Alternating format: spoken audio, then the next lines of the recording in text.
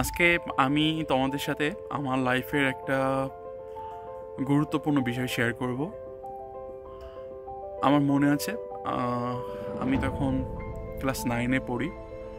আমার বাবা তখন মেবি তেমন কিছুই করতো না বা বলার মতো, আর আমি মধ্যবিত্ত ফ্যামিলির একটা ছেলে।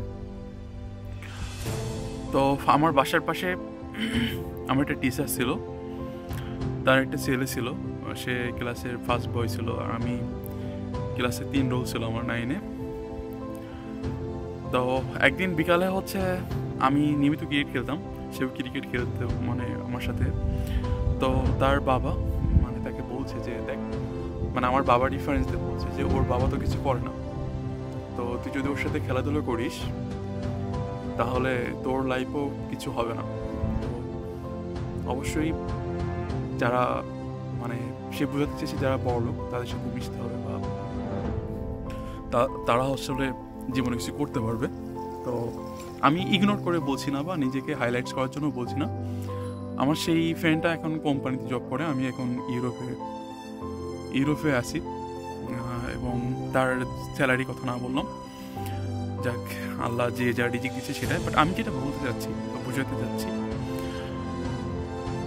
আমাদের সমাজে মানুষকে অনেক ইগনোর করা হয় তার ফ্যামিলি স্ট্যাটাস অনুযায়ী। ইভেন আমি এমনও দেখেছি যে অনেক চেয়ারম্যানের ছেলে বা মেম্বারের ছেলে, তারা যতটাই খারাপ হোক না কেন, তাদের সমাজে একটা প্রভাব আছে। কেন? কারণ তাদের বাবার অনেক কিছু আছে। আবার অনেক ভালো ছেলে দেখেছি যারা ছেলে অনেক ভালো পড়াশোনা বা আদার সাইডে, কিন্তু তারা মাত্র গরিব হওয়ার কারণে সমাজের অনেক জায়গায়, ইভেন শিক্ষা প্রতিষ্ঠানে অনেক জায়গায় তাদেরকে নেগলেক্ট করা হয়, তাদেরকে অবহেলা করে কথা বলা হয়। তো যেটা হয়েছে, এসএসসিতে আমি পেয়েছি 4.94, সেই ছেলেটা A+ পেয়েছিল। তো 4.94 এমনভাবে ভাবা হয়েছে যে এটা খুবই খারাপ রেজাল্ট, এই রেজাল্টে জীবন কিছু করা যাবে না, আমার লাইফটা শেষ। ইন্টারমিডিয়েটে আমি A+ পেয়েছি, সে ফেল করছে। তো দেন আমি পাবলিক ইউনিভার্সিটি চান্স পেয়েছি, সে চান্স পাইনি। তো তারপর আমি তো বাইরে ইউরোপিয়ান ইউনিভার্সিটি চান্স পেয়েছি IELTS দিয়ে, দেন আসলাম। তো সে এখন একটা কোম্পানিতে চাকরি করছে। যাই হোক, তার সাথে আমার খুব ভালো সম্পর্ক, তাকে ছোটো করার তো সময় নাই। আমি যেটা বলতে চেয়েছি যে আমাদের মেন্টালিটি চেঞ্জ করতে হবে। ইউরোপের এখানে একটা জিনিস দেখি যে সবার কাজের মূল্যায়নটা আছে এবং সবার কাছে সম্মান করা হয়। যে কিনা ক্লিনিং করছে, যে রাস্তা ঝাড়ু দিচ্ছে, প্লাস যে বস লেভেলের আছে, সবাই কিন্তু সবাইকে সম্মান করে, তার কাজের জায়গাটাকে সম্মান করে। কাউকে ছোট করে বলা হয় না যে তুই তো ক্লিনিং করিস, দৌড় বেটা তুই আমার সাথে কথা বলছিস, বা এরকম অবমূল্যায়ন করা কখনোই হয় না। আমি দেখেছি যে অফিসের যে বস, সে কিন্তু তার কর্মচারীদের সাথে যখন লাঞ্চের টাইম হয় একই পাস্তা খাচ্ছে। ইভেন আমিও দেখেছি যে আমার সাথে যে শেফেরা আছে তারাও একই সাথে খাই। তো এটাই আসলে ইথিক্স, এটাই আসলে মূল্যবোধ। মানুষকে সবসময় মূল্যায়ন করতে হবে তার মনুষ্যত্ব দিয়ে, তার কাজকর্ম দিয়ে। ইভেন এটা কখনোই হতে পারে না যে কে আসলে বড়লোক, কে আসলে গরিব। তো আমি আসলে এই কথাটা বলার একটাই উদ্দেশ্য যে অনেকের আসলে আমার মতো মিডল ক্লাস ফ্যামিলিতে জন্মগ্রহণ করে, অনেক পারিপার্শ্বিকতা, অনেক চাপ থাকে, অনেক সমস্যা থাকে, ইভেন মানুষের কটু কথা থাকে। তো এই কথাগুলো তুমি যদি ইগনোর করে বা এই কথাটাকে যদি শক্তিতে রূপান্তরিত করতে পারো, যে আমাকে বলছে ঠিক আছে আমি একদিন ভালো কিছু হবো, ভালো একটা জায়গায় যাব, তাহলে কিন্তু তুমি লাইফে ভালো কিছু করতে পারো। আরেকটা জিনিস তোমাদেরকে সবসময় বলবো, তুমি কি হবা বা কি করতে চাচ্ছ সেটা ফেসবুকে জানার তো দরকার নেই যে আমি একদিন দেখিয়ে দেবো এই করবো। যারা আসলে ফেসবুকে বলে তারা আসলে আলটিমেটলি কিছু হতে পারে না। তোমার এটাকে মনে মনে রাখতে হবে যে ঠিক আছে আমি একদিন ভালো জায়গায় যাব। এই মন থেকে তুমি চেষ্টা করো। তোমাকে ফেসবুকে দিয়ে বা কেউ তোমাকে একটা কথা বলছে তাকে মেনশন দিয়ে তাকে অন্যদের কাছে হেয় করাটা দরকার নেই। কেউ তোমাকে খারাপ বলছে, ওকে তুমি শুনলে আচ্ছা আচ্ছা ঠিক আছে, আপনি আমাকে খারাপ বলছেন, ওকে ওকে ইটস ওকে, আল্লাহ আমাকে তৌফিক দিলে ইনশাল্লাহ একদিন ভালো কিছু করে দেখাবো। এটা আসলে করতে হয় বা এটাই করা উচিত।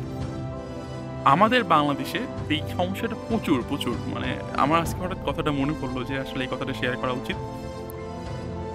তো যেহেতু আমি গ্রাম সাইডে বড় হয়েছি, গ্রামের এই জিনিসটা খুবই খারাপ।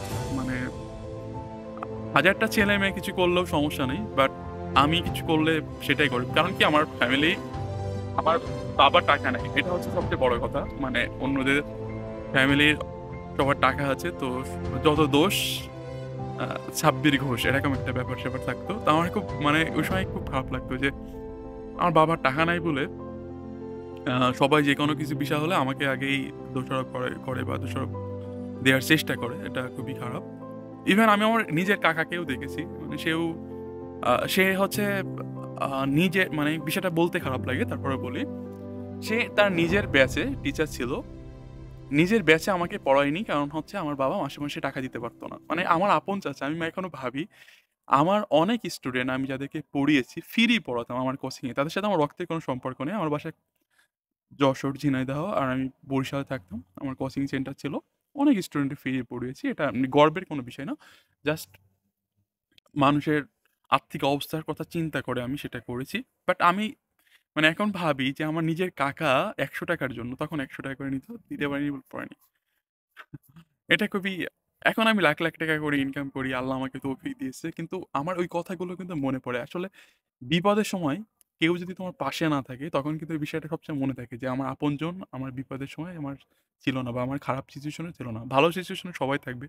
ভালো সিচুয়েশন এ সবাই করবে। তুমি এখন মার্সিডিজ বেঞ্জ নিয়ে ঘোরো। সবাই তোমাকে দেখবে, বাহবা দিবে, কথা বলবে, করবে। বাট তোমার যখন কিছুই ছিল না, তখন আসলে কেউ তোমাকে সাপোর্ট দেওয়ার মতো থাকবে না। তো এটা মেনে নিয়েই আসলে লাইফে এগিয়ে যেতে হবে। এটা বাংলাদেশের সিচুয়েশন একদম 100 আমি জানি যে আমার এই কথাগুলো 90% স্টুডেন্টের সাথে মিলে যাচ্ছে বা 90% স্টুডেন্টের সাথে মিলে যাবে। তো আমি আসলে তোমাদের মতোই একজন। তোমাদের কাতার থেকে আমি উঠে এসেছি। অনেক স্ট্রাগল করে উঠে এসেছি। আজকে ইউরোপে বসে তোমাদের সাথে কথা বলছি। এটা আসলে একদিনের পরিশ্রম না। দীর্ঘ ২০ বছরের স্ট্রাগল করে আমি এখানে এসেছি। তো আমি তোমাদেরকে বলব লাইফে স্ট্রাগল একটা টাইমে দরকার বা একটা টাইমে করতে হবে। তোমাকে বড় জায়গায় যেতে হলে স্ট্রাগল করো। মানুষের কথা এক বড় ভাই বলতো, "এক কান দিয়ে শুনবা আরেক কান দিয়ে বের করে দিবা। কখনো এটা সিরিয়াসলি নিবা না।" বাট তুমি কথাটাকে অপমান হিসেবেই নিবা, কিন্তু সেটাকে শক্তিতে প্রয়োগ করে নিজেকে উচ্চ একটা জায়গায় নিয়ে যাবা। যে ঠিক আছে আমার মাথায় কথাটা থাকলো। আমি কোনো একদিন আমার কাজের মাধ্যমে কথাটা রিটার্ন দিব। তোমাকে মুখে বলার দরকার নেই। তোমার কাজের মাধ্যমেই তুমি রিটার্ন দেবে। একটা কথা আছে, তোমার যারা শত্রু তাদেরকে তোমার আঘাত করার দরকার নেই। তুমি যখন সাকসেস পাবা, তোমার সাকসেসই তাদের সবচেয়ে বেশি আঘাত দিবে। আর এই আঘাতটা হচ্ছে তাদের মানসিক আঘাত। তো যদি কোনো মানুষ মানসিক আঘাত পায়, তার শারীরিক আঘাত দেওয়ার তো কোনো দরকার নেই, তাই না? এইজন্য আজ থেকে তোমাদেরকে বলব খুবই নীরবে, চুপচাপ নিজের লক্ষ্যের দিকে এগিয়ে যাও। মানুষ যে কথাই বলুক না কেন, তোমার যত ব্যর্থতায় আসুক না কেন, today or tomorrow you will shine must. তো আজকে এই পর্যন্তই। আবার নতুন কোনো ভিডিওতে কোনো একটা বিষয় নিয়ে কথা বলব। সেই পর্যন্ত সবাই ভালো থেকো এবং সুস্থ থেকো। আরেকটা বিষয়, যদি ভিডিওটা তোমাদেরকে একটু ভালো লাগে, তাহলে বন্ধুদের সাথে শেয়ার করবে। ধন্যবাদ সবাইকে।